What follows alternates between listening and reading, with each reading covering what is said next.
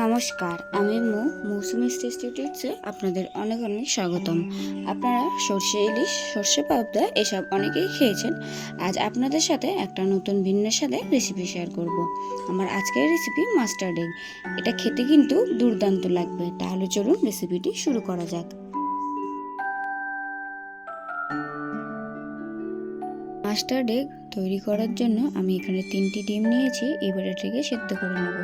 এখানে একটা ছোট্ট টিপস, ডিম ফুল বয়েল করার জন্য আগে থেকে জল গরম করে নিয়েছি। এবার উপর থেকে কিছুটা নুন ছড়িয়ে দেব যাতে ডিমটা তাড়াতাড়ি সেদ্ধ হয়। এবার একটা পাত্রে 4 চামচ সর্ষে ভিজিয়ে রাখবো হাফ কাপ পরিমাণ জলে। আমি এখানে সাদা ও কালো 2 সর্ষে ব্যবহার করেছি। ডিমগুলো পুরোপুরি সিদ্ধ হয়ে গেছে। ঠান্ডা জলে ডিমগুলো ডুবিয়ে রেখেছি। এবার 10 মিনিট পর একটা মিক্সিতে ভিজিয়ে রাখা সর্ষে আর 3 থেকে 4টা কাঁচা লঙ্কা দিয়ে ভালো করে বেটে নেব। ঠান্ডা জলে ডিমগুলো ডুবিয়ে রাখার পর ভালোভাবে খোসা ছাড়িয়ে নিয়েছি। এবার একটা কাঁটা চামচের সাহায্যে ডিমের গায়ে এভাবে ছিদ্র করে নেব।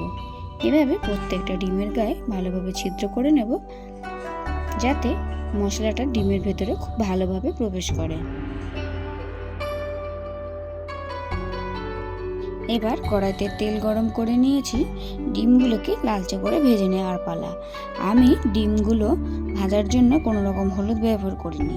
ডিমগুলো তেলে দেওয়ার পর 1 চিমটি নুন উপর থেকে ছড়িয়ে দেব। দেখুন, ডিমগুলো হালকা লালচে করে ভেজে তুলে নিয়েছি।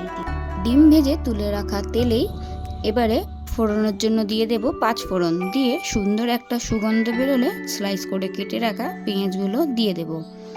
দিয়ে পেঁয়াজগুলো হালকা বাদামি করে ভেজে নেব।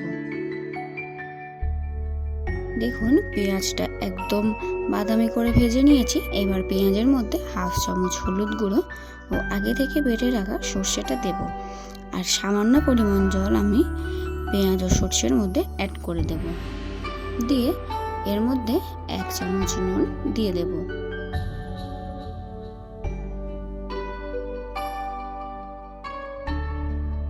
নুনটা দিয়ে ভালো করে মিশিয়ে নেওয়ার পর 1 কাপ জলে 1 চামচ ভিনেগার গুলে আগে থেকে তৈরি করে রেখেছিলাম সেটা এবার ঝোলের মধ্যে দিয়ে দেব।